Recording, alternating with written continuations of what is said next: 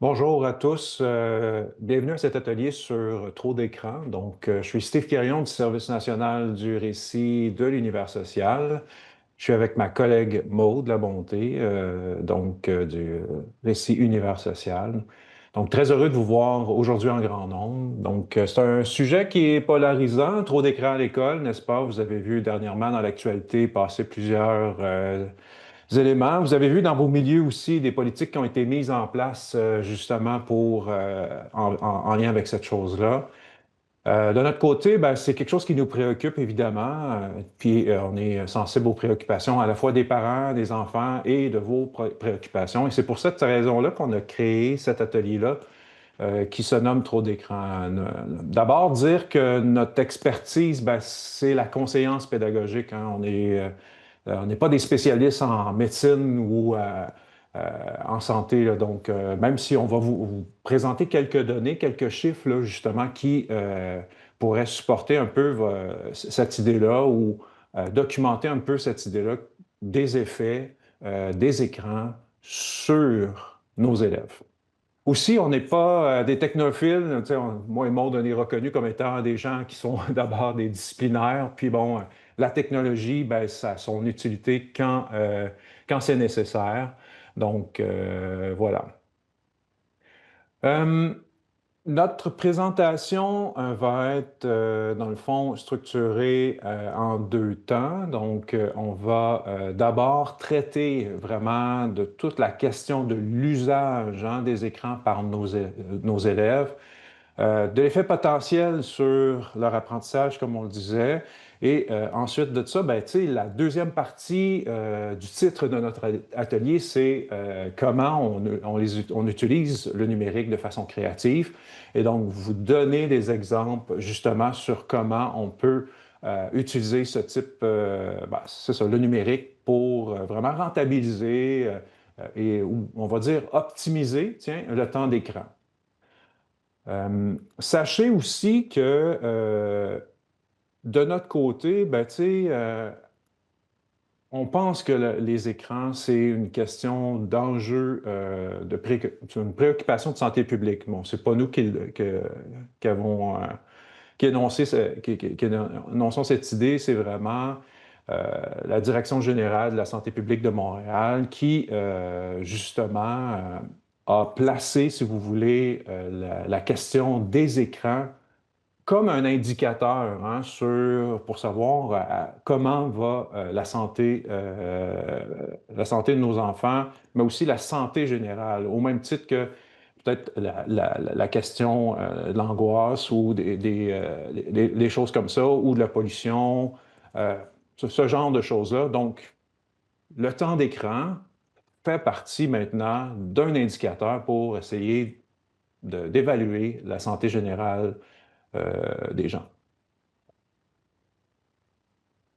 Oui, tout à fait, Steve. Donc, un indicateur important pour la santé de nos jeunes. Et ben, vous avez sûrement entendu parler, donc on ne pouvait pas faire une présentation sur les écrans à l'école sans parler de cette commission spéciale sur les impacts des écrans sur les jeunes. Donc, qui a eu lieu, le rapport a été remis à la fin de l'année dernière, de l'année scolaire dernière. Euh, J'imagine que vous en avez entendu parler, entre autres à cause de cette première recommandation qui est sortie au mois d'avril, donc celle qui concernait vraiment l'usage des appareils mobiles, donc entre autres, bien sûr, les cellulaires à l'école.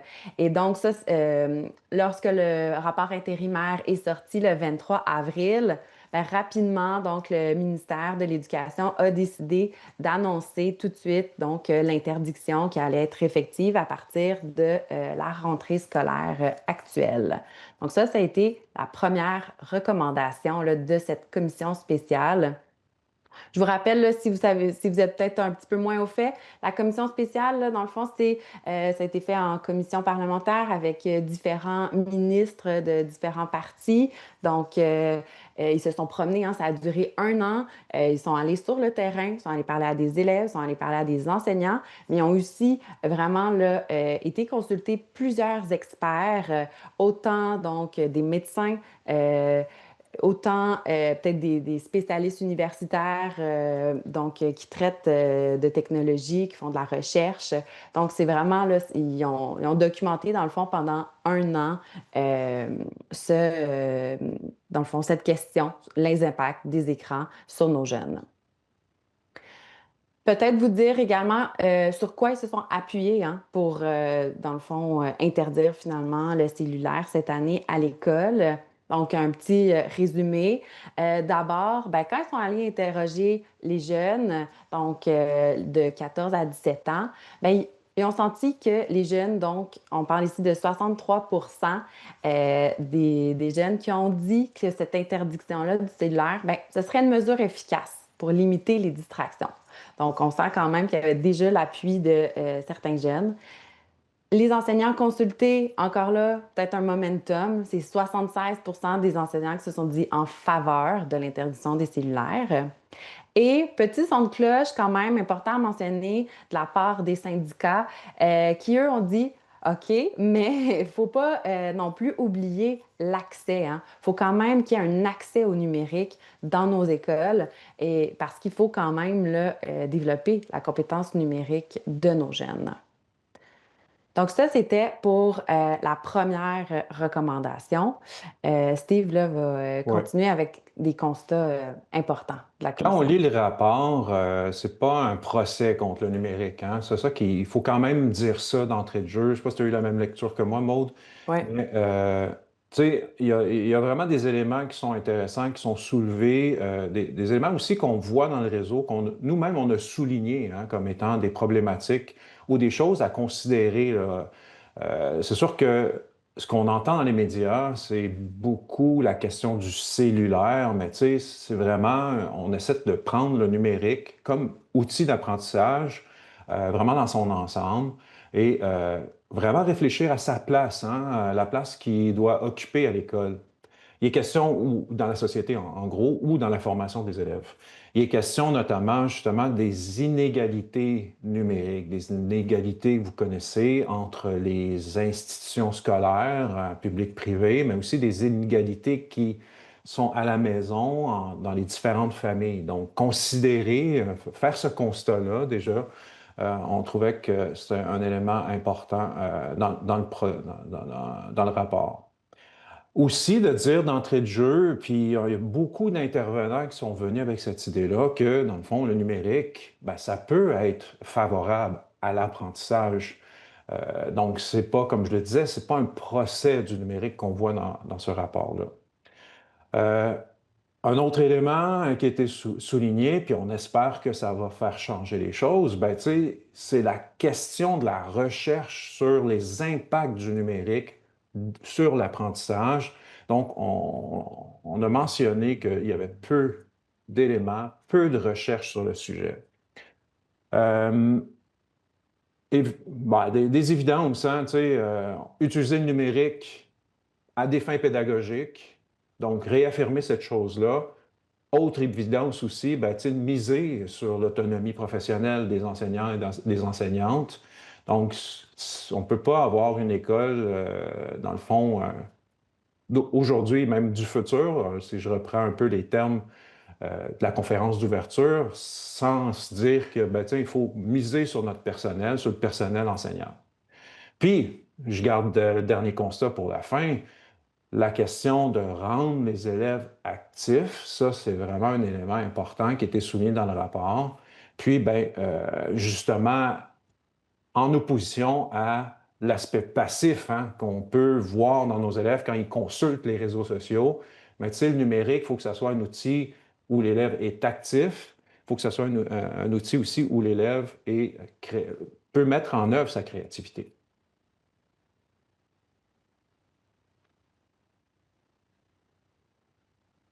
Dans les solutions, donc dans le fond, il est question justement d'un certain nombre de choses, dont la citoyenneté numérique. Donc, éduquer les élèves à la citoyenneté numérique, développer une littératie hein, du numérique. Donc, et aussi, ben, on constate quelques éléments, dont la compétence numérique qui n'est pas formellement évaluée et qui n'est pas formellement aussi obligatoire dans nos écoles. Donc, ça fait partie des éléments, des constats qu'on fait dans ce rapport-là.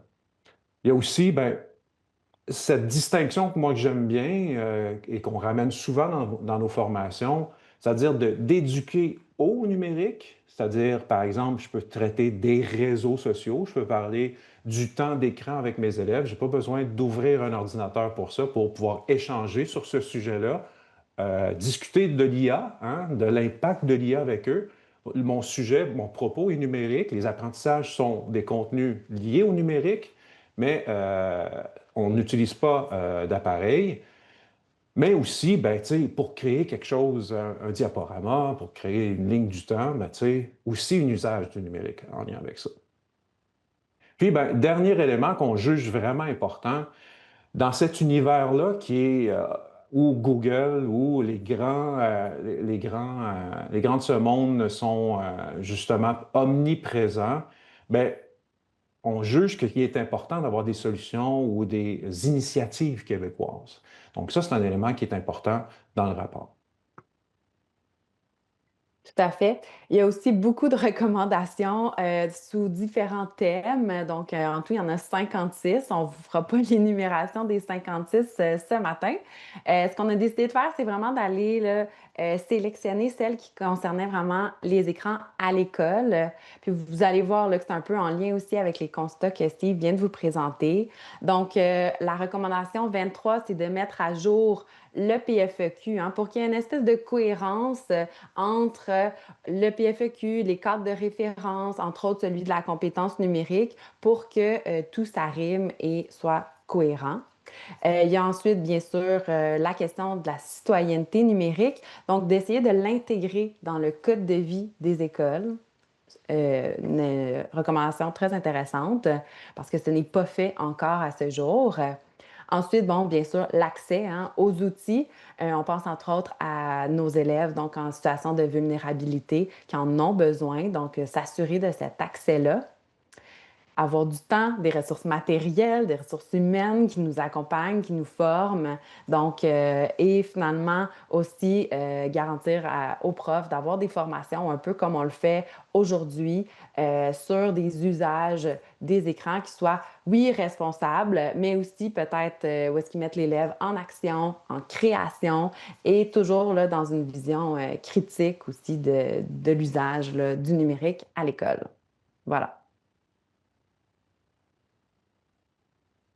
Donc, on voulait avoir votre avis, en fait, pas votre avis, en fait, on voulait faire un petit sondage sur votre propre utilisation du numérique et des écrans.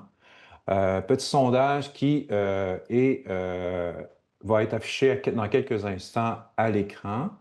Donc, et qui, dans le fond, on a repris des questions qui viennent justement du rapport sur la santé publique. Donc, ça nous permettra justement de faire en sorte, un peu comparer, hein, dans le fond, si vous faites partie un peu vous êtes dans la moyenne des statistiques qui ont été identifiées.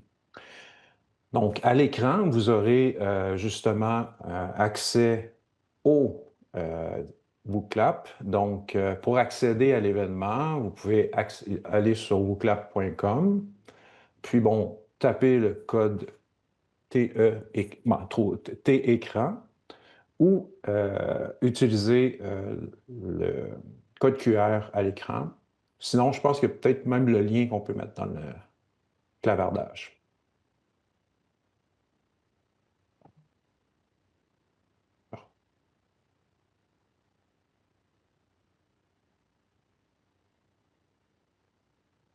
Donc, je vais attendre quelques petites secondes juste pour... Donc, je vois que j'ai 27 personnes, 28. Donc, vous allez voir si je commence le sondage et que vous n'avez pas encore vous n'êtes pas encore entré dans le sondage, ben, vous allez avoir en haut l'information avec euh, T-écran sur wooclap.com.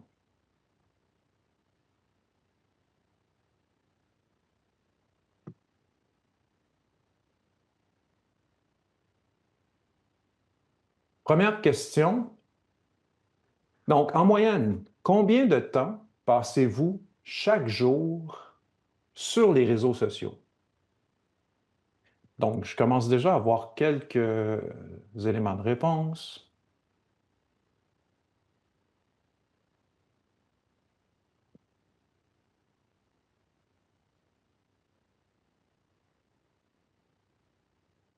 Et on va pouvoir comparer ensuite, comme je vous disais, avec les données qu'on a de la santé publique. Donc, moi, en moyenne, on pourrait dire que vous passez 1h30 sur les écrans, en fait, sur les réseaux sociaux. Ce qui est difficile aujourd'hui, c'est de savoir qu'est-ce qu'un réseau social, hein? Donc, est-ce que, par exemple, je suis sur YouTube, est-ce que c'est un réseau social? Parce qu'il y a beaucoup d'échanges dans YouTube ou dans d'autres applications qui pourraient avoir cet élément de réseau social. Donc, parfois, quand on pose la question aux gens, ben, c'est cet élément-là. Donc, c'est quoi un réseau social pour moi, hein? Donc, en moyenne, 1h30. Donc, on retient ça pour tantôt. Deuxième question. Avez-vous l'impression de passer trop de temps devant les écrans?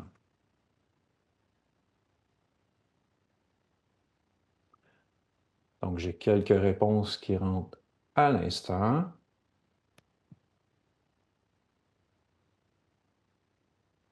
Et ce qu'on peut dire avec si la tendance se maintient, donc vous avez l'impression de passer trop de temps à l'écran. Donc, c'est une impression qui, encore là, on est dans le domaine du senti, du sentiment, là. Donc, c'est une impression que je pense qui est partagée par l'ensemble de la population en général. On va passer à la prochaine question. On vous pose des questions sur votre usage des écrans autre que le travail. Donc ici, vous avez un petit formulaire, vous allez pouvoir entrer une donnée, puis vous pouvez choisir, hein. Vous pouvez choisir justement avec la liste déroulante euh, pour sélectionner votre genre. Et puis, je vous demande des usages autres que le travail. Donc, rapidement, jeux vidéo, communiquer, lire de l'information, des jeux, des recettes, de la détente, du divertissement. Mark, certains, la télévision, effectivement, maintenant, depuis plusieurs années, mais je suis juste comme surpris de le mot télévision. Je ne sais pas s'il va disparaître. C'est plus ma réaction face à ce mot. C'est un peu comme CD-ROM, hein. Moi, j'avoue que je suis dans la catégorie marketplace, là. C'est ça qui me tient captive. Donc, vous allez comprendre tantôt, quand on va vous présenter les données de la santé publique, pourquoi on vous pose des questions. Donc, vous voyez un petit peu le type de consommation que vous faites si en dehors du travail. Et dernière question, donnez des exemples de contenus à ou usage numérique qui peuvent être associés à des bienfaits, hein. Donc, le numérique, ça peut être bon. Pourquoi? Ça peut être aussi, ça peut occasionner des risques. Pourquoi? Et il y a un concept qu'on aime bien, c'est calories numériques vides.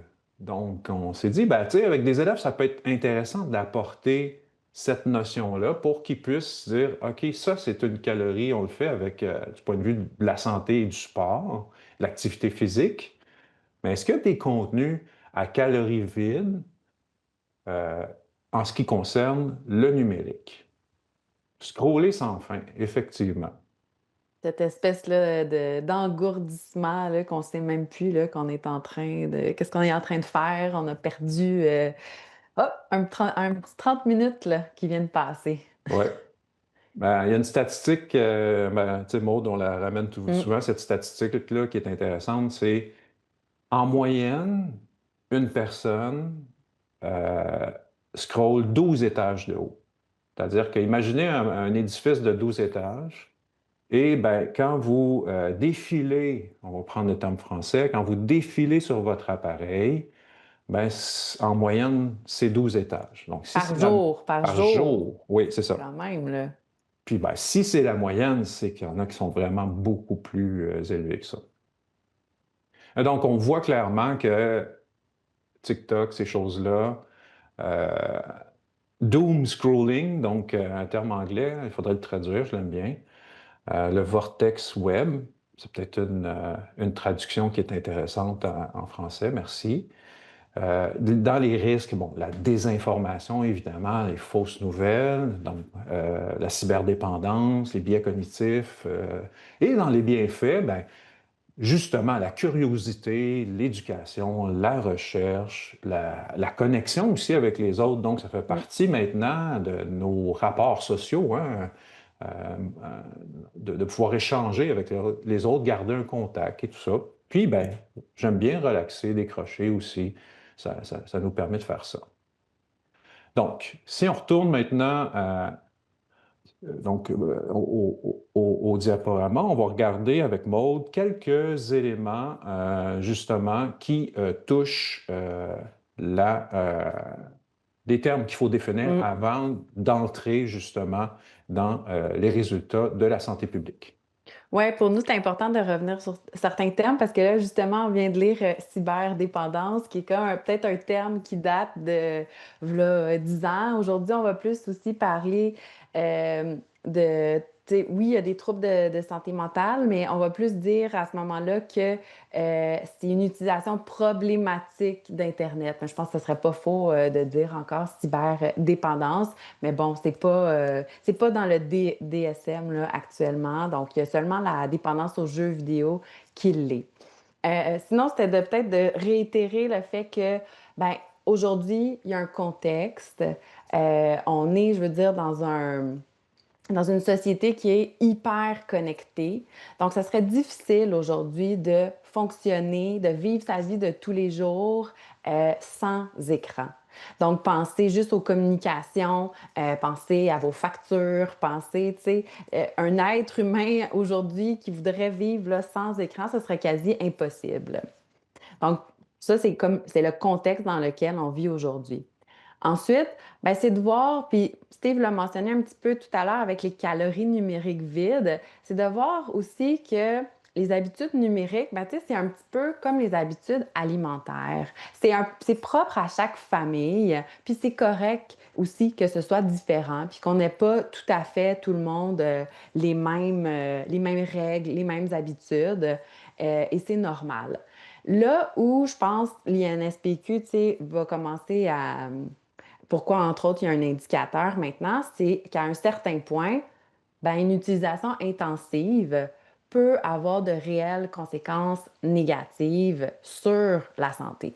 Donc, c'est là qu'il y a peut-être un petit point de friction sur lequel je pense que c'est important de s'attarder. On va souvent parler, là, on va entendre souvent le chiffre de 4 heures. Donc, c'est parce qu'on a souvent la question. Puis, je le dis aussi, là, si jamais vous voulez utiliser là, le module de questions, n'hésitez pas à tout moment à le faire ou si vous voulez je ne sais pas, nous donner un commentaire, un exemple, peu importe, on va être à l'affût là, de vos réponses. Mais donc, une utilisation intensive, c'est quoi? En ce moment, c'est considéré donc 4 heures de temps d'écran de loisirs par jour à tous les jours. C'est ce qu'on considérait comme une utilisation intensive des écrans.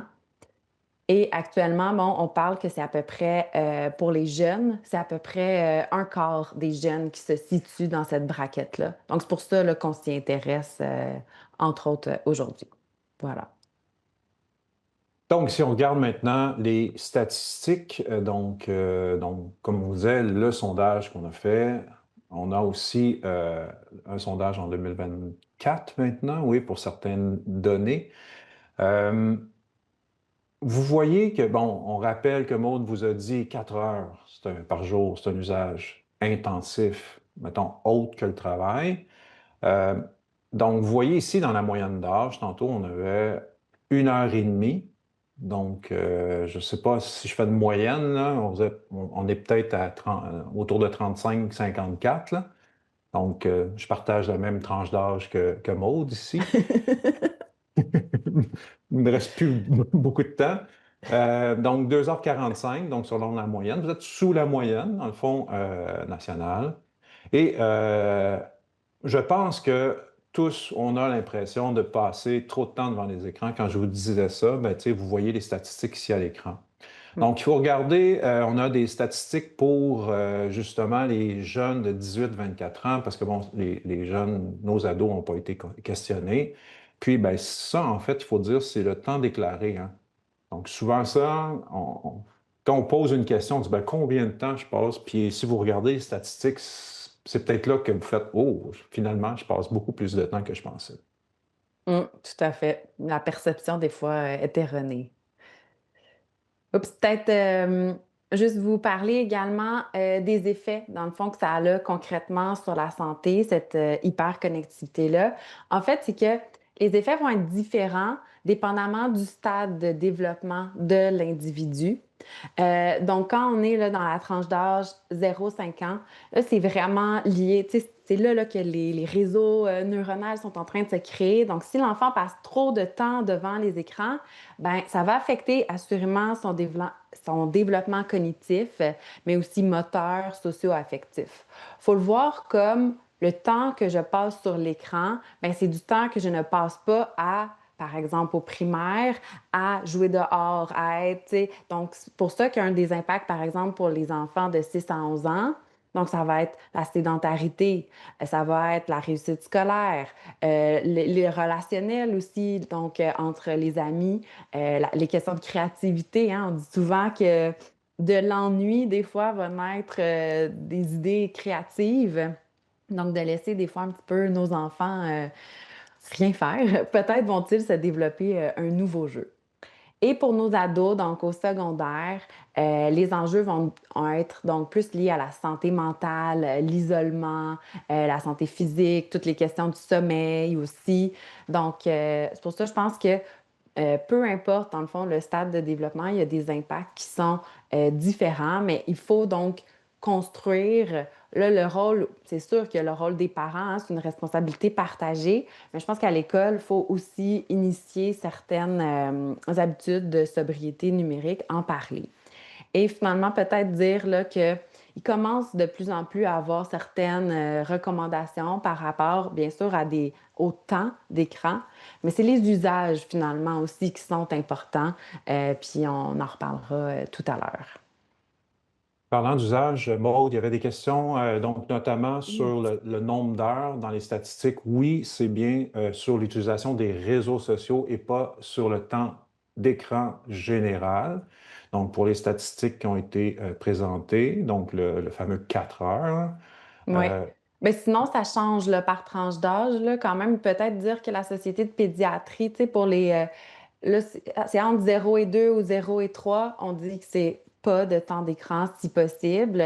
Après ça, pour la fin de cette tranche d'âge-là, donc à peu près, mettons, 2 ou 3 ans jusqu'à 5 ans, là, ce serait 1 heure maximum par jour. Puis là, après ça, c'est là qu'on va là, avec le 4 heures pour l'utilisation intensive. Donc, on n'a pas un temps donné là, qui pourrait être respecté, mais on comprend rapidement que le 4 heures est pas, comment je dirais, pas suggéré, là, vraiment pas.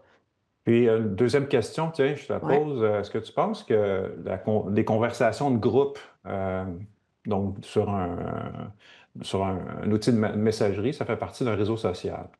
Ah, c'est intéressant. Moi, c'est ça. Je sais que quand je regarde mon téléphone, je regarde c'est où je passe le plus de temps. C'est clairement mes conversations Messenger. Ça me rappelle mon temps que je passais quand j'étais ado, je parlais au téléphone, tu sais. Euh, Je suis encore un ado, ça a l'air.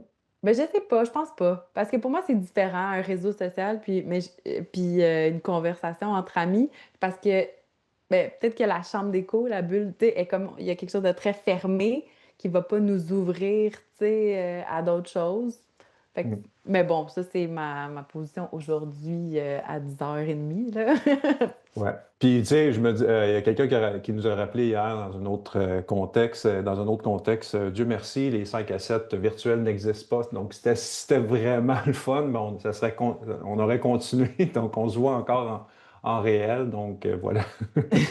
Mais le terme réseau social, comme on le disait, c'est vraiment, c'est ça, c'est à définir. Puis bon, c'est un fourre-tout, hein, pour tout le monde, là. Donc, voilà. Ce qui est intéressant ici, c'est sur le type d'utilisation. C'est pour ça qu'on vous a présenté posé cette question-là. Vous voyez, les jeux vidéo, hein, sont vraiment plus utilisés statistiquement, par les hommes. Quoique, tu sais, souvent, ben, il y a beaucoup de jeux qui sont joués par les femmes, mais tu sais, qui sont pas comme dans la catégorie jeux vidéo, qui n'entrent pas dans qui ne l'énoncent pas comme jeux vidéo. Ma conjointe, elle joue pas à des jeux vidéo, mais clairement, moi, je la vois faire, puis ben, tu sais, ça correspond à. Donc, encore là, c'est des catégories qui sont un peu. Donc, vous voyez à l'écran, justement, les médias sociaux, c'est assez genré. Donc, plus les femmes. Donc, ça peut nous aider à intervenir en classe, hein. Donc, considérer cette chose-là sans non plus mettre dans des catégories les gens, considérant que, bon, les définitions ne sont pas claires. Donc, ça vous donne quelques outils ou ça confirme quelques sentiments que vous aviez peut-être. Mais peut-être dire que ça, quand même, c'est des données par rapport à l'usage de nos jeunes, hein, pas de toute la population en général. Donc, c'est quand même intéressant aussi à avoir cette donnée-là comparativement. Des fois, c'est difficile, on dirait, d'avoir des données plus sur nos jeunes, mais on en a. Voilà.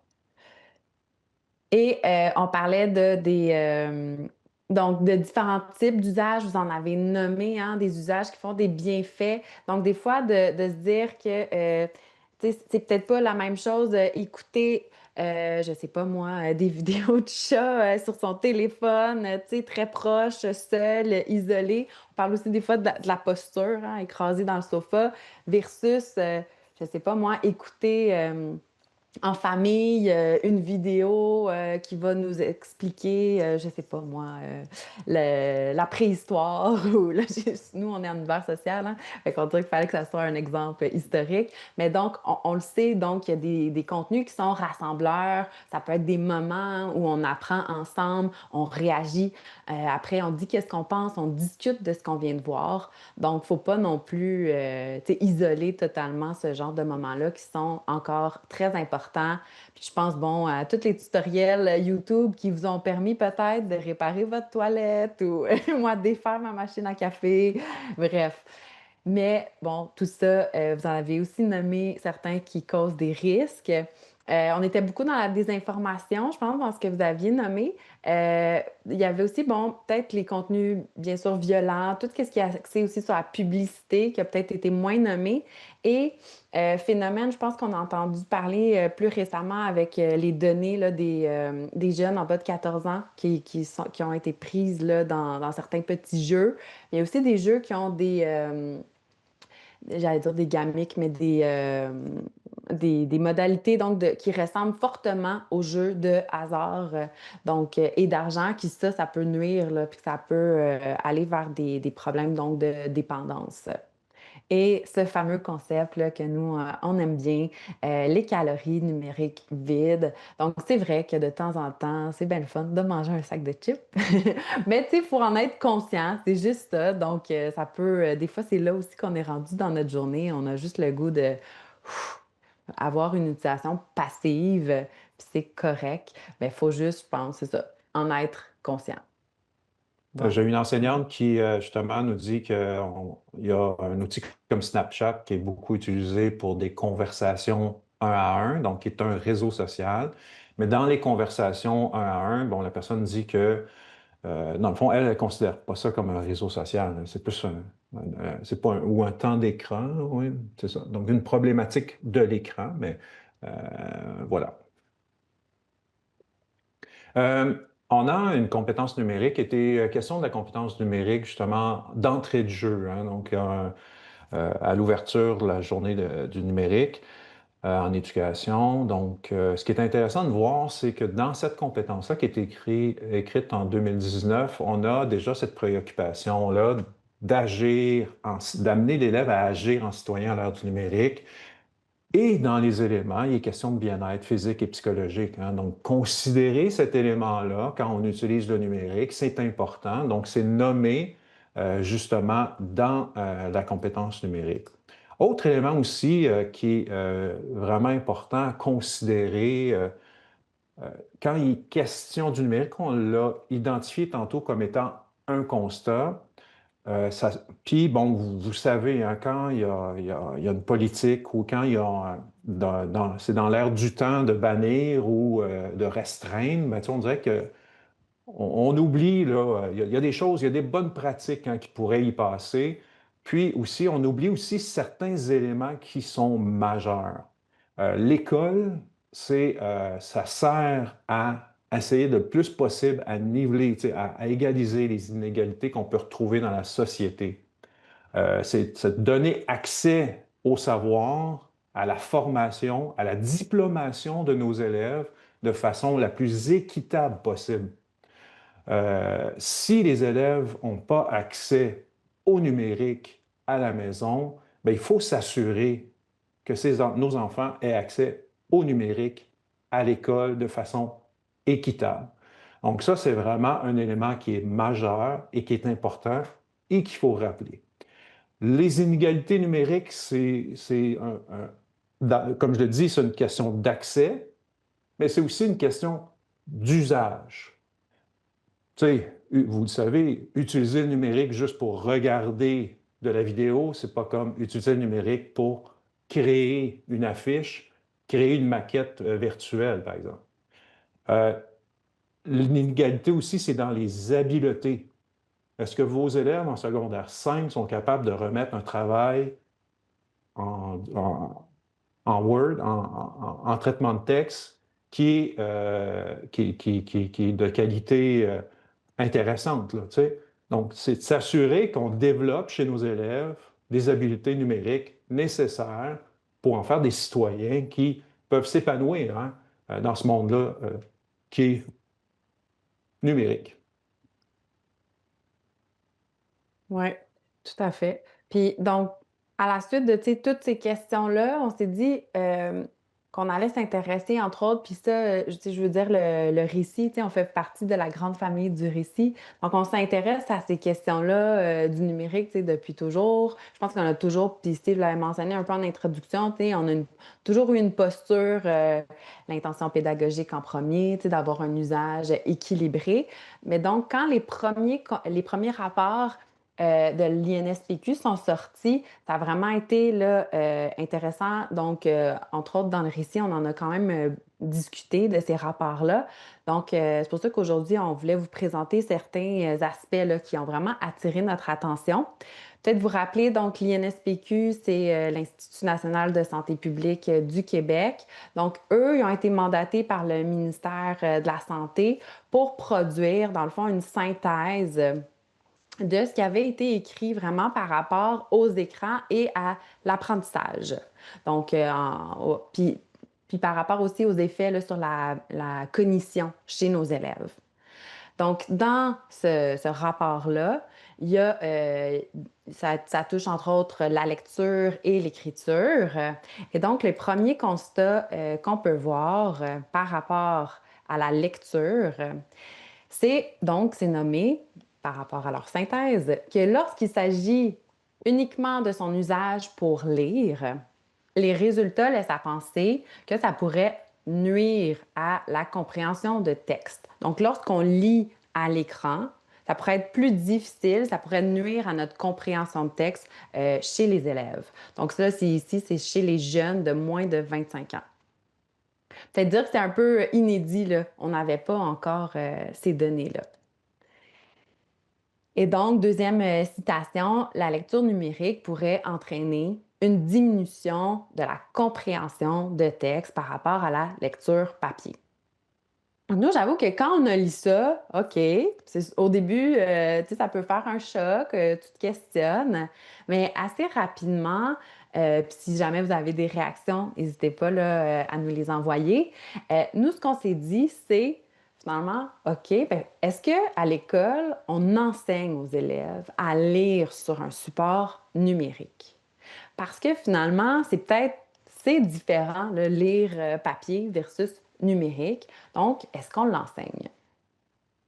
Encore une fois, là, si vous avez des réactions, si vous enseignez, on serait bien curieux de vous lire. Donc, nous, on a travaillé les réussites univers social avec les trousses de Télé-Québec en classe parce que justement, on trouve, puis là, on a réfléchi là, quand on a lu ça, c'est quoi les pratiques, c'est quoi les activités qu'on propose à nos enseignants. Et donc, cette trousse-là de littérature jeunesse avec Télé-Québec en classe, ça permet de modéliser. Donc, en tant qu'enseignante, on peut modéliser comment on lit donc à l'écran. Comment ça peut être différent que de lire papier? Donc, par exemple, avec Jules et Jim, frères d'armes, on a une enseignante qui a fait vraiment une lecture interactive avec ses élèves et a montré, dans le fond, comment elle s'attardait sur certaines images, par exemple. Donc, qu'elle va s'attarder à la compréhension de texte, de certains mots de vocabulaire, par exemple. Puis, l'outil est vraiment bien fait et donc facilite vraiment cette lecture interactive-là. Sachez qu'il y a également Biblius hein, qui offre la lecture interactive et aussi, il me semble qu'il y a les fonctions auditives. Donc, peut-être vous nommer aussi quelques valeurs ajoutées par rapport au numérique quand on utilise cette trousse-là. Donc, l'enseignante, lorsqu'elle lit, par exemple, je l'ai dit, Frères d'âme dans Télé-Québec en classe, c'est possible là, de venir souligner, encercler des mots, ce qui, on s'entend, là, serait pas impossible, mais si on a simplement un exemplaire du livre, je pense pas qu'on commencerait là, à venir surligner des passages dans sa copie papier. Euh, c'est vraiment aussi vraiment bien fait, Télé-Québec en classe. Donc, il y a vraiment une aide au pilotage de l'activité qui est vraiment intéressant puisque il y a des questions de stratégie de lecture, de compréhension aussi là, qui sont à même, dans le fond, l'interface, donc qui vous sont suggérées. Donc, pour l'enseignante, là, ça facilite beaucoup, dans le fond, l'enseignement. Par la suite, bon, c'est sûr qu'il y a certains albums jeunesse qui sont petits, hein, c'est pas toute la classe là, qui peuvent les voir lorsqu'on les montre papier. Donc là, ça vient vraiment ouvrir, déployer le livre, le rendre accessible, visible à toute la classe. Et puis nous, ce qu'on aime dans la lecture interactive, c'est aussi que ça vient créer des discussions, des interactions, ça les favorise en fait là, dans la classe, puis pour que finalement on essaie de construire du sens ensemble face à l'œuvre qu'on est en train de lire. Puis il y a bien sûr souvent là, des narrations, autant dans Biblius que dans Télé-Québec en classe. Donc, c'est possible d'avoir une narration audio. Et il y a une certaine accessibilité aussi. C'est que là, maintenant, certaines œuvres ben, sont disponibles gratuitement pour les enseignants partout au Québec. Donc, ça fait en sorte que certaines œuvres ben, peuvent être utilisées finalement dans plusieurs classes et ce, même en même temps. Là, tu sais. Fait que ça, on trouvait ça vraiment intéressant aussi. Voilà. Fait que ça serait comme par rapport vraiment à la lecture, ce qui nous a vraiment frappé. Au N'hésitez pas. plan, Y avait-tu des commentaires? Je peux aller ouais, voir en fait, pendant hein, il été question des intentions de que... lecture, de comment, justement, comment on donne des intentions différentes de lecture. J'imagine dans le commentaire, je lis dans le commentaire à l'écran, donc vraiment amener nos élèves à avoir une intention de lecture quand on lit à l'écran. Donc, c'est quelque chose qui s'apprend aussi. Donc, faire fi de tous les artifices, puis peut-être aussi utiliser quelques modules hein, qui sont possibles, dont le mode lecture à l'écran. Super. Merci. Euh, Deuxième élément aussi, comme dans les constats, il était question justement de recherche. Donc, on trouvait ça important de vous amener des éléments de recherche. Deuxième élément, c'est sur la prise de notes. Donc, une autre, mettons, affirmation plutôt qui nous dit que, bon, ça nuit pas, mais ça apporte aucun bénéfice de performance selon le rapport de l'INSPQ. Puis, ben, ça, il faut dire que l'étude, c'est sur la prise de notes comme telle, c'est pas sur l'écriture, parce que, bon, il y a d'autres études qui disent justement que avec le numérique, ben, les élèves écrivent beaucoup plus, donc ils ont un vocabulaire plus enrichi. Euh, Puis ça, je vous parle d'études qui ont été faites avant l'IA, là. Donc, parce que dans le fond, peut-être pour une facilité, peut-être pour avoir accès à des suggestions. Donc, tu sais, c'est vraiment des aides à l'écriture qui sont là. Donc là, ça concerne uniquement la prise de notes. Mais la question qu'il faut se poser, c'est est-ce qu'on enseigne hein, aux élèves comment prendre des notes numériques? Dans les études, là, en gros, là, on prend deux groupes, un groupe témoin qui est papier et l'autre groupe témoin qui arrive avec le numérique. Puis bon, papier, bon, tu sais, peut-être que les élèves sont plus à même, hein, justement, de prendre des notes, ils ont cette habitude-là. Avec le numérique, on le fait peut-être peu, hein. Donc, encore là, c'est la question qu'on pose. Est-ce que, justement, on prend le temps d'apprendre à nos élèves à prendre des notes?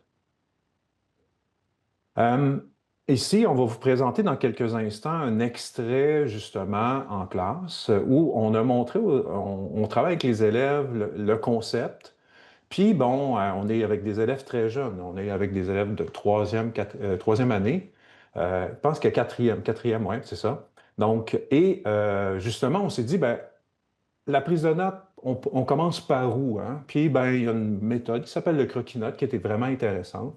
Et on est avec des élèves de quatrième année qui travaillent sur des concepts liés à la géographie, l'histoire, donc sur les concepts qui touchent le territoire.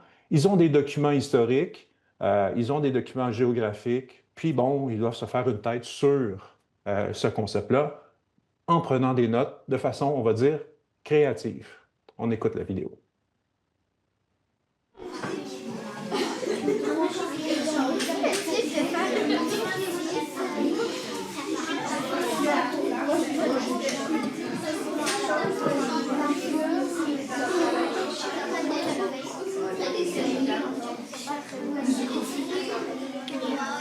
Au niveau de l'utilisation de la technologie en classe, les enfants ont dit bien, avec l'application, on avait accès à des crayons, des pinceaux, des effaces, on avait plusieurs outils, beaucoup de couleurs. Si on avait voulu faire la même activité avec du papier, ça aurait pris beaucoup de matériel. Tu peux dessiner, tu as toutes sortes de crayons gratuits. Tu n'as pas besoin comme aller au magasin puis les acheter. Parce que c'est plus amusant que juste écrire sur une feuille blanche et lire tout un texte. Sur la tablette, tu peux effacer mieux, mais sur un papier puis un crayon, si tu effaces puis que tu manques ton coup, tu effaces presque tout ton dessin, puis tu chiffonnes toute ta feuille. L'utilisation du iPad a facilité grandement la projection aussi parce qu'avec AirDrop, on a poussé tous les dessins sur l'iPad du prof qui a ensuite pu les projeter au TNI. Puis, bien, ça a permis qu'on voit les dessins de plusieurs élèves. Donc, vous voyez, une première étape, hein, comment enseigner une prise de notes aux primaires de façon créative. Donc, c'est sûr qu'ils sont devant les écrans. Mais là, c'est le fun de voir les élèves là, manipuler, se représenter mentalement des concepts en géographie. Puis, ben, ce qu'on a vu après, c'est qu'ils pouvaient évoquer hein, le relief. Ah oui, c'est les montagnes. C'est pas que ça, mais on commence un concept, on le construit toute notre vie. Hein. Donc, c'est vraiment une première expérience qu'on a fait avec des élèves de quatrième année, avec le numérique et de façon créative. Maintenant, si on se transporte en secondaire 4, en quatrième secondaire, euh, on est ici avec, donc on est dans des écoles publiques. La première, c'était au centre de service de la Pointe-de-l'Île. Ici, on est sur l'île de Montréal, à Marguerite-Bourgeois. Il y a un enseignant de quatrième secondaire qui enseigne à ses élèves comment de prendre des notes de façon explicite. Et il est question d'organisateur graphique. Comment on organise cette information-là quand on prend des notes? Donc, il est sur un site web du Service national du récit, donc en Histoire du Québec et du Canada. On est en lecture à l'écran. Ils ont à prendre des notes dans des organisateurs graphiques. Et ce qui est particulier ici, c'est qu'ils peuvent utiliser l'organisateur graphique de leur choix. Donc, on ne leur impose pas un organisateur graphique. Ils doivent faire un choix. Donc, on va écouter un extrait de cette vidéo. Attends, et c'est pas les écarts de richesse? Ouais! Donc, Marc lutte par rapport aux écarts de richesse. La pertinence pour l'élève de choisir son schéma, bien, de un, ça lui demande de faire un choix et de le justifier. De deux, ça lui demandait aussi selon sa compréhension à lui, ça lui laissait cette liberté-là de voir comment est-ce qu'il décidait d'organiser cette information-là. Il y en a plusieurs. Choisissez celui qui est le plus approprié selon vous pour indiquer les 3 changements que vous avez trouvés par rapport au féminisme. Donc, organisez cette information-là de cette manière-là, de la façon la plus logique pour vous. Je trouve que moi, j'ai même pas écrit ça.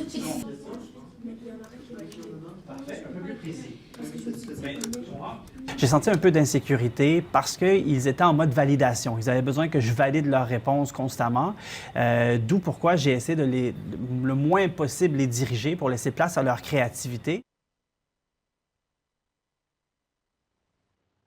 Donc, on voit ici, à l'autre côté du spectre, genre secondaire 4, comment, justement, on peut amener les élèves à prendre des notes, puis garder cet élément-là de choix. Hein, donc, on offre la possibilité à l'élève de choisir un peu la façon dont il va prendre ses notes, mais en l'enseignant de façon explicite avec, un élément de lecture à l'écran, puis 2, un élément de prise de notes numérique.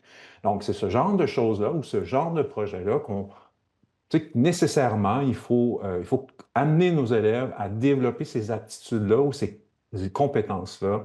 C'est ce genre de projet-là qu'il faut mettre de l'avant, selon nous. Donc, si on regarde un petit peu au plan de la prise de notes, et plus particulièrement de l'organisateur graphique qui était question tant avec le croquis-notes au primaire qu'au secondaire. Donc, c'est un outil qui permet de structurer la pensée, de reformuler. Donc, tu sais, ça arrive en quelques mots, en 2-3 mots, donc il faut que je synthétise une idée. Hein. Ça me permet aussi de faire des liens entre les différents concepts. Il y a l'aspect spatial aussi qui est le fun, donc de pouvoir dire, bien, je place un peu comme si j'avais une carte mentale. Ben, c'est vraiment du concept, donc avec ces différents éléments à un coup d'œil. J'allais dire napperon, mais je ne le dirai pas. Et aussi, ça permet à l'enseignant, quand il circule, de pouvoir voir un petit peu, dans le fond, la réflexion de l'élève. Donc, de dire, ah, ben, je trouve ça intéressant, le lien que tu fais entre industrialisation et ouvrier, par exemple. Ensuite, en ce qui concerne l'apport du numérique, donc là, c'est la carte mentale en général, on peut la faire papier, puis bon, on aurait ces bénéfices-là. En ce qui concerne le numérique, c'est quoi l'apport de le faire de façon numérique? Bien, ça concerne la manipulation, premièrement, pouvoir déplacer les choses comme on le veut, pouvoir effacer, puis tout ça. Donc, on n'a pas besoin de faire ça. On a accès aussi à une multitude de pictogrammes parce qu'un concept, nous, en particulier en université, on a beaucoup de concepts abstraits. Donc, si j'y ajoute une image, bien, tu sais, je viens comme coller un référent visuel à ce concept-là ou à l'attribut du concept. Il y a l'aspect collaboration, évidemment, qui revient souvent dans le numérique. La majorité des outils, justement, d'idéation ou de carte mentale, ben, sont collaboratifs. Donc, on peut travailler à deux là-dessus, partager simplement sa communication. Et la question de l'efficacité, ben, ça revient tout le temps. C'est sûr que quand c'est la première fois que vous faites ça, ben, on va être moins efficace que le papier, certainement. Hein? Mais si on le fait de façon récurrente et régulière, donc, on va gagner certainement en efficacité.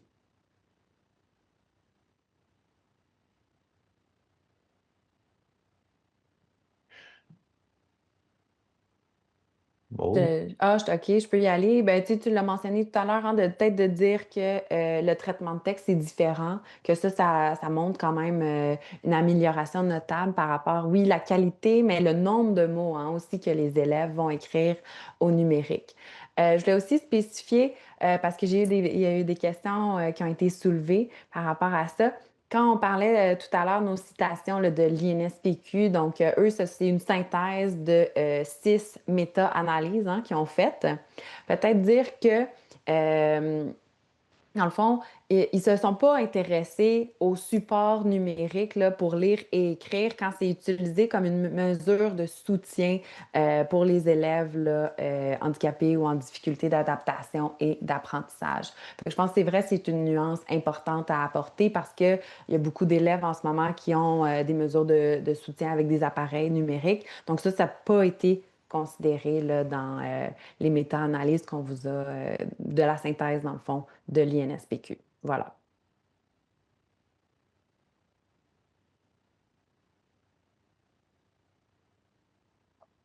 Donc, pour cette partie-là, on va aller vraiment en rafale avec des exemples qui sont multiples, justement pour se dire, quand on parle d'utilisation critique et créative du numérique, qu'est-ce qu'on entend, hein?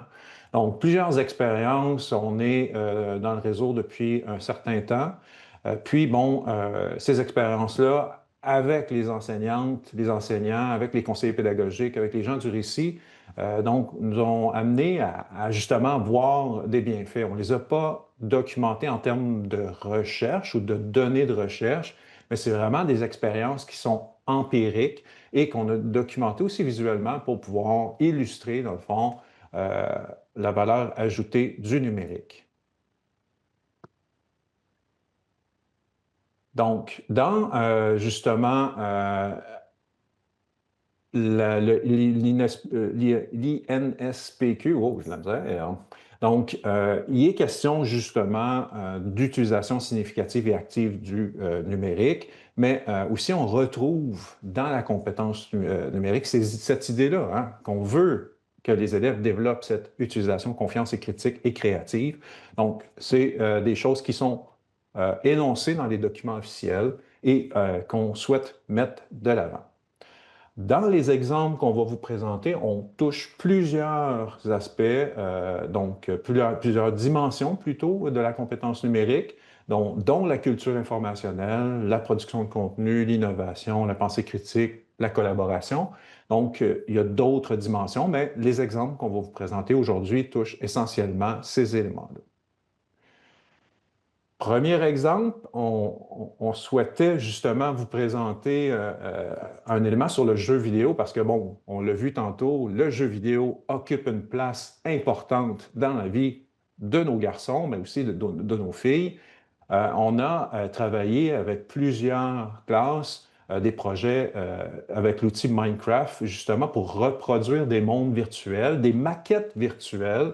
Donc, ces projets-là sont intéressants parce que, bon, il y a un aspect immersif, hein, on est immergé, ça permet d'amener l'élève dans des territoires schématisés en géographie pour pouvoir identifier, dans ce cas-ci, des enjeux reliés, par exemple, à l'établissement d'un barrage, puis de voir quel impact on a sur l'environnement et les populations autour. Donc, ça, c'est un projet qui est intéressant du point de vue de l'univers social, mais qui est aussi intéressant du point de vue du travail de d'équipe ou de l'aspect collaboratif. Parce que vous le voyez, les élèves sont en train d'échanger, puis bon, échanger dans les réels, dans ce cas-ci, puis bon, c'est ça qui est intéressant aussi dans ATI, là, donc dans les méta-analyses, il est souvent question du numérique comme outil d'apprentissage, mais en dyade. Donc, une personne, un écran, ben, on est peut-être plus gagnant des mettre à deux qui travaillent sur un projet. Donc, dans ce cas-ci, ils ont un écran par élève, mais vous voyez clairement qu'ils travaillent ensemble. Puis on était dans un congrès en présence hier, puis on s'en fait toujours parler de ce genre de projet-là. Là. Je pense que ça marque les enseignants. Là. Puis Et justement, toutes les discussions que les élèves ont entre eux là, pendant la construction. C'est pas juste la construction, justement, là, de Minecraft qui est importante, là, mais toute la recherche, toute la collaboration entre les élèves. Ben, tu fais bien de le souligner, dans ce projet-là, c'est pas tant le fait de placer des blocs, mais c'est plus la discussion où on va placer le barrage, puis les élèves se rendent bien compte qu'il n'y a pas de solution magique. Puis on a les solutions qui sont proposées par les élèves sont le fun, parce qu'on a même des gens qui ont déplacé des villages, ben, sont le fun. Ils montrent quand même des problématiques qui ont été vraiment vécues. Puis bon, ils n'ont pas regardé l'historique justement des constructions de barrages, mais ils arrivent à des solutions et ça nous permet, nous, comme pédagogues, de leur poser des questions. Mais mettons que tu habites dans ce village-là, puis tu fais partie des déplacés, qu'est-ce que tu en penses, tu sais? Même chose pour les communautés autochtones, même chose pour les environnementalistes qui veulent protéger certains. Donc, vraiment, il n'y aurait pas de construction dans ce projet-là. On serait juste en mode d'immersion pour discuter justement des impacts. Ben, ça serait parfait, là. Je laisse aller avec la suite. Ah oui, je vais changer la diapo. Ah, c'est encore moi. Bah, OK, excuse. Pour ce qui... Ah non, vas-y. Ben, vu qu'on l'avait mentionné, là, la valeur ajoutée de la DIAD, on va tout de suite aller à notre exemple par rapport au questionnaire interactif. Donc, ça, c'est un projet qu'on a fait il y a quand même déjà plusieurs années, mais tu sais, l'essence de ce projet-là me semble toujours d'actualité, toujours aussi pertinent. On sentait que les questionnaires étaient souvent utilisés en validation de connaissances. Ce qui est correct parce que ça donne une rétroaction instantanée, mais on voulait quand même aller plus loin puis avoir un usage peut-être un petit peu plus signifiant dans la classe d'univers social. Donc, on s'est dit, bon, pourquoi ne pas essayer de repenser cet usage-là? Et donc, à la place de simplement valider des connaissances, bien, de développer plutôt des concepts procéduraux, de développer des démarches, donc de modéliser une démarche à travers une séquence de questions pour amener l'élève finalement là, à, par exemple, analyser un document historique. Donc, nous, une des façons d'analyser un document historique qu'on propose au primaire, c'est le 3QO. Donc, on va aller lire le document, puis on va se demander, bon, c'est de qui il est question, de quoi ça parle, est-ce qu'il y a un repère de temps, le où, etc. Et donc là, les élèves doivent répondre au questionnaire en équipe. Donc, ils doivent s'entendre pour répondre ensemble à la question. Donc, on venait aussi peut-être des fois déjouer là, cette espèce de... On était à un moment où je pense que c'était l'apogée du caout, là, donc où est-ce qu'on voulait répondre le plus rapidement possible. Puis ça peut amener de la compétition, ça peut être super intéressant, mais on voulait un peu déroger peut-être de ce modèle-là puis explorer autre chose. Donc là, les élèves pouvaient discuter, prendre le temps. Donc, avant d'envoyer la réponse, ils pouvaient vraiment s'entendre et la rétroaction se faisait quand même rapidement puisque là, l'enseignante venait réguler. Vous la voyez hein, avec son tableau interactif, un peu comme avec le WooClap. On a les résultats de façon instantanée. On peut à ce moment-là venir soit réguler notre enseignement si on sent que ce qu'on a enseigné finalement, ça n'a pas bien été compris, mais on peut aussi des fois, au contraire, puis si jamais vous avez le temps un jour, vous irez écouter vraiment cette vidéo-là, c'est qu'il y a un élève qui a répondu une réponse un peu divergente, mais finalement, quand elle a posé la question à la classe, si l'aspect culturel, par exemple, était approprié, bien, ils ont été capables d'amener d'autres justifications. Donc, on est venu là, comme ça, complexifier finalement le concept, là, dans le fond, puis l'aspect de société associé au document. Donc, ça a vraiment été une expérience très positive. Ça a été super intéressant. Donc, pourquoi ne pas envisager le questionnaire interactif, dans le fond, pour d'autres usages que simplement la validation de connaissances? Et encore, si on se retourne vers ATI, dans le fond, c'est souligné que quand même, le fait que ça amène une rétroaction, tu sais, qui est immédiate, ben c'est sûr là, que ça a à ce moment-là un impact positif là, sur les apprentissages. Voilà. Donc, le prochain projet, on le trouvait intéressant parce que c'est un exemple où on éduque au numérique. Vous vous souvenez de la distinction au départ avec, on a vu beaucoup de projets avec le numérique, le croquis-notes, la prise de notes, Minecraft et le dernier par rapport au questionnaire interactif. Ici, ben, on n'a pas de tablette, on n'a pas d'écran. Donc, il est question, par exemple, de l'enjeu des réseaux sociaux. Puis, bon, on fait un truc très géographique, mais avec un aspect, justement, pensée critique sur les réseaux sociaux. Et on le fait en mode discussion en réel. Donc, c'est-à-dire que les élèves sont en équipe de 4, ils ont des énoncés à placer pour présenter un petit peu la position des différents acteurs. Puis, ils ont à définir justement quelle est la meilleure solution selon eux, débattre de cette chose-là. Est-ce que ces gens sont plus proches de la protection ou sont plus proches de d'une mise en valeur plus économique du territoire? Puis, ben, c'est intéressant de les entendre, hein?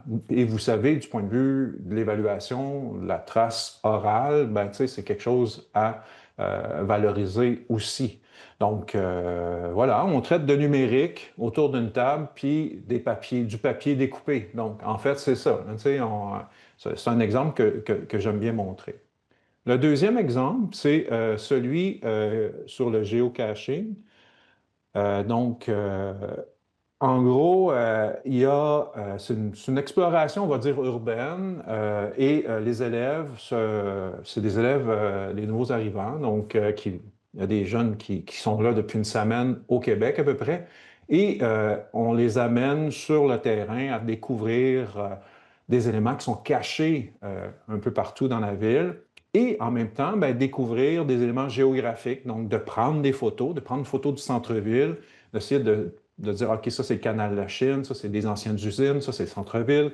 Donc, vraiment d'observer des choses, de voir des éléments qui sont issus du patrimoine historique plus, donc des affichettes qui existent. On les amène aussi à voir des éléments plus liés à l'art.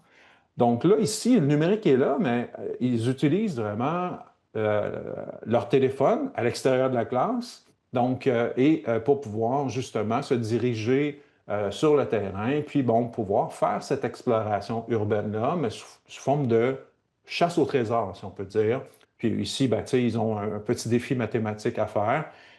Puis bon, ils utilisent la calculatrice. Puis bon, vous voyez un petit peu là, il y a même les outils pour justement prendre des mesures. Donc, vous voyez un autre usage qui est actif du numérique et où les élèves, bon, sont à l'extérieur puis utilisent justement le numérique à bon escient. Oui. J'aime beaucoup cette notion-là d'être dans le monde réel, hein. Puis c'est aussi ce qu'on fait quand on fait de la programmation. Donc là, c'est un projet dans lequel les élèves devaient créer une maquette. Donc, tu sais, une maquette physique d'abord. Et ensuite, avec le numérique, bien là, cette maquette-là devenait interactive. Donc, un peu comme dans un musée, hein, quand des fois on pèse sur des boutons, il y a des sons qui peuvent être entendus, donc des explications. Donc, c'est comme si ici, le numérique là, vient augmenter, dans le fond, la production de l'élève. Ensuite, donc, deuxième projet qu'on aime beaucoup, c'est celui de créer un jeu de société. Donc là, c'est vraiment, on est passé avec la classe, donc, dans tout un processus de la pensée design. Donc, les élèves, tout le groupe, ont d'abord été mis en équipe, devaient faire planifier, dans le fond, avoir une idée de ce qu'ils allaient proposer comme jeu de société en histoire.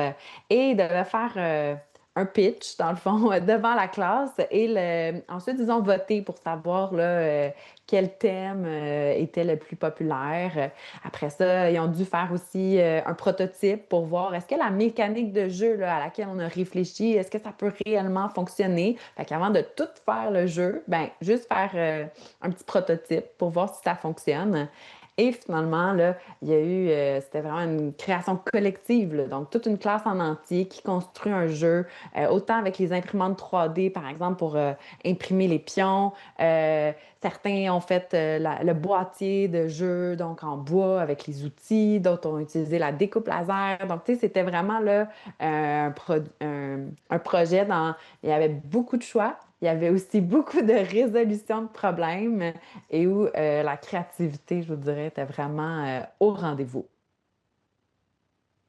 Dernier exemple sur la vidéo, encore là, un projet qui est créatif, donc avec des élèves de 5e secondaire, où est-ce que, bon, on présentait un peu des éléments sur la CNESST, donc sur la santé et sécurité au travail. Donc, et bon, dans ça, ben, tu sais, c'est utilisé de façon simple, donc c'est avant justement l'interdiction des cellulaires en classe. Mais quand même, c'est un projet que je trouve intéressant parce que, bon, les mises en situation comme ça, maintenant, ben, si vous avez des tablettes numériques, ben, tu sais, c'est facile vraiment de pouvoir tourner ça.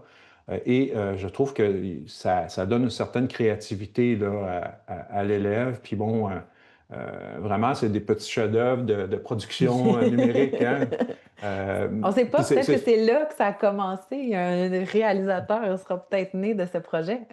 le futur Denis Villeneuve, c'est ça. Donc, fait que voilà, donc c'est des projets qui sont intéressants, qui sont vécus dans vos classes, hein. Donc, c'est ça qui est intéressant. Puis à chaque fois, on vous a mis sous la vidéo d'où ça vient. On a des exemples de partout au Québec. Puis ce que je trouve bien de ça, puis ce que je trouve que c'est un élément qu'on a mis de l'avant, nous, au Service national de l'univers social, c'est vraiment l'effort, le travail professionnel, hein, le travail que vous faites en classe pour présenter ces exemples positifs-là du numérique en classe. Donc voilà, je tiens à remercier peut-être des gens qui ont participé à ces projets-là, qui écoutent en ce moment. Donc merci à vous. Oui, peut-être juste avant d'aller à la conclusion, là, je veux juste rappeler aux gens que oui, notre diaporama sera accessible sans aucun problème. On a eu la question à quelques reprises. Et il y a quelqu'un qui demande s'il y a un temps d'écran, dans le fond, qui est conseillé pour les tout petits à l'école. Donc ça, il y a pas aucune recommandation là, qu'on a eu connaissance là, par rapport à un temps d'écran à l'école pour les tout petits. Voilà. Donc, en conclusion, on vous rappelle que justement, tu sais, cet atelier-là était dans un premier temps, euh, on voulait apporter des éléments plus statistiques ou mettre un peu en lumière un peu les effets réels que les écrans peuvent avoir sur le développement des élèves. Donc, l'idée, c'est pas de se mettre la tête dans le sable, c'est vraiment de dire, ben, il faut faire attention, hein. C'est un outil qu'il faut utiliser de façon appropriée. Il faut considérer aussi l'élément des multinationales qui mettent volontairement à l'intérieur de leurs outils des techniques, justement, qui viennent créer des dépendances auprès des élèves. Il faut être conscient de ces choses-là. Il faut éduquer au numérique, à la santé de l'élève, ça c'est important. Il faut le faire comme institution scolaire, donc pour le développement global de l'élève. Mais aussi, il ne faut pas oublier que l'école, comme on le disait, c'est un outil, c'est un moyen d'essayer d'offrir une formation, une qualification équitable. Donc, de faire en sorte que tous puissent développer des compétences qui vont leur être utiles au 21e siècle. Donc, la conférence parlait du futur, on vous parle du futur, mais c'est dans le présent qu'il faut former ces élèves-là à ces compétences numériques-là. Donc, on trouve important de le faire de façon créative, en faisant en sorte que l'élève soit actif, mais en gardant une pensée critique face à son utilisation du numérique. Aussi, par rapport au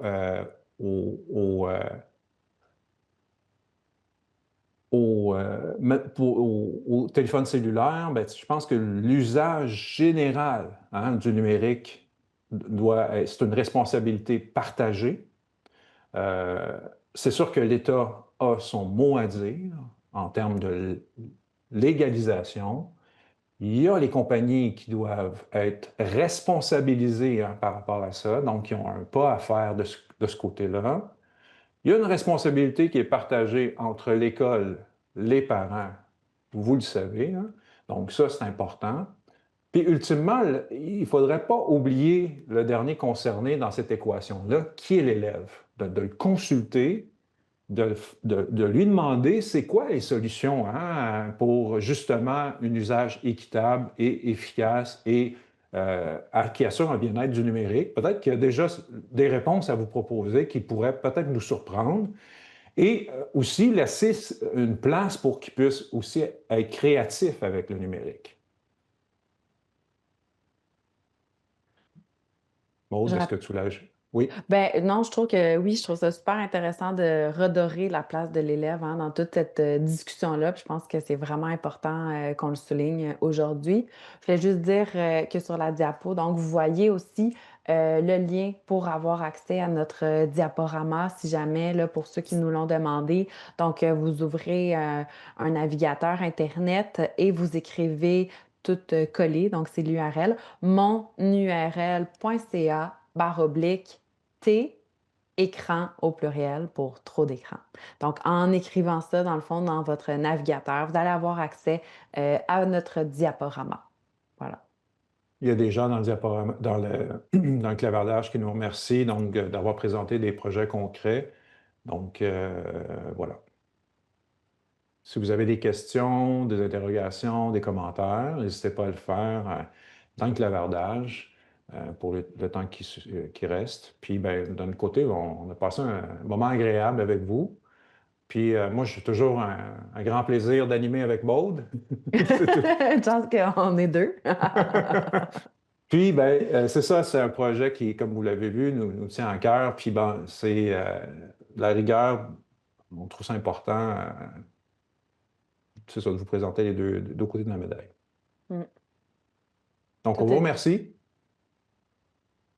Bonne suite dans votre journée nationale du numérique. Si jamais vous avez des questions encore, n'hésitez pas, là, vous pouvez toujours les ajouter. Il nous reste encore une petite minute. Vous pouvez aussi nous écrire hein, info@recitus.qc.ca.